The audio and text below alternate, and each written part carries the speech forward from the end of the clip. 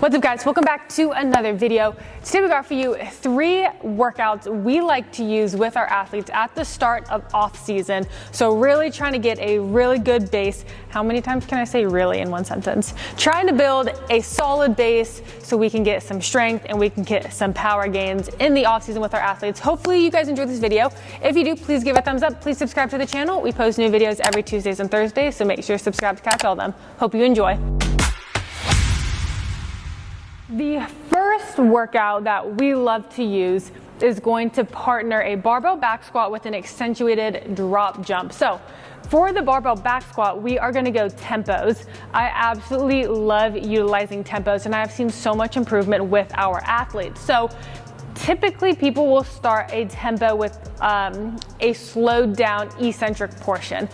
Personally for me, I like to do that, but I also like to start with a slowed down isometric portion as well, right? So we have a tempo for the eccentric and the isometric. So it's a common one that I'll either start with is going to be a 3-3-X. So 3 seconds down, 3 seconds at the bottom, and then X means I'm going to stand as fast as I can. Straight from the start, I want all of our athletes exploding up that concentric portion, start training that quick fire.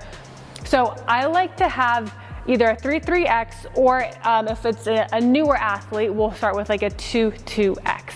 So 2 seconds down, 2 seconds at the bottom, and then we explode up. And the reason that I like to have an isometric tempo in here as well is because the structural tissue takes the longest to cause adaptation. So I like getting that in at the start because it allows for adequate time to get those adaptations in. So essentially, I'll pretend as if I'm gonna go with 3-3-X. So 1, 2, 3, 1, 2, 3, explode up. Something like that is a fantastic way to start building that foundation, build some strength, work on the structural tissue, especially at the start of the off season too. Don't go crazy heavy to where you can't get a good quality squat in. We're just working on making sure that each portion is slowed down and done correctly. So with this, we're gonna come over here. We don't have to start with an accentuated drop, right? We could just start, if it's a newer athlete, there's plenty of other things we could do, but with our high level athletes, I really like using accentuated drop jumps where we're up. We're gonna hold on to bands right here. We're gonna drop, hit the ground, and then jump up as so. One thing that we can do, right, is you can honestly just jump from a higher height because that's going to increase your acceleration, which in turn will increase the force that you have to produce at the bottom. I like using bands because it can kind of speed you up a little bit faster, but they're both fantastic options that you can use. So notice how I do jump out the bottom, right? But I'm really working on being strong at the bottom of the jump. I don't want to drop and I don't want to sink so low to where I can't stop, reverse, and change the momentum. So this is where we're starting to build that foundation of how good are we going to be at changing momentum, because that at the end of the day is pretty much what all these sporting movements is about. So the other thing, make sure you don't drop these too soon. Make sure you land on the ground and then you release. Land and then you release the bands and jump up.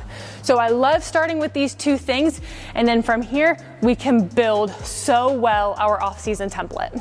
We're gonna take a quick timeout to ask you guys if you could please do us a big favor and go check out our Instagram at powerlux_fitness. We post daily stuff there. You get a little bit more behind the scenes of what we're doing, kind of what our daily workouts are, some more inside stuff. So we're really trying to help that channel grow. So it would mean a lot to us if you guys went check that out. Please give it a follow. Help us get that Instagram growing a little bit. Number 2, I love eccentric overloads. This is one of the best ways that we can work at the start of our program to just build some insane strength and from there power, right? As I always say, strength is the foundation for power. You have to be strong. You have to have that capability to produce force in order to essentially produce force fast. So what this is going to look like for us, sometimes I'll use like a a safety bar instead of the barbell. A lot of people too who have like the weight releasers where you just kind of like hook it and then you can hit your eccentric and then the weight falls off. But for us, I like to do a single leg. So I'll be just on one leg, other leg's in the air, if I can actually balance for half a second. And then I'm just gonna slow on the way down, go to the bars, stand up with 2. So in order to make it a true eccentric overload, the load has to be too heavy for you to lift with one leg or to lift in general, right? So obviously I can lift this with one leg. So if I were to actually do this for real, I would probably have a lot more load on here. Let's say like 155, 185, whatever that may be. Some of our like D1 baseball, they're doing like 260 with something like this, right? So really overloading that bottom portion is a fantastic way to start building up some strength. With this, we're gonna hit some running hurdle hops.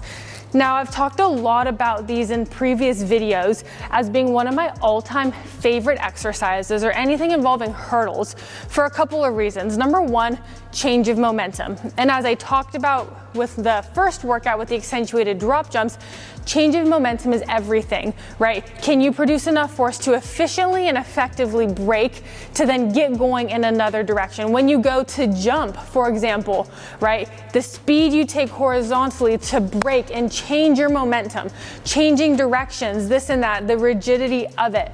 So this exercise is gonna be here. We're gonna pop, pop, just like that. And the second reason why I love this exercise is it helps improve coordination.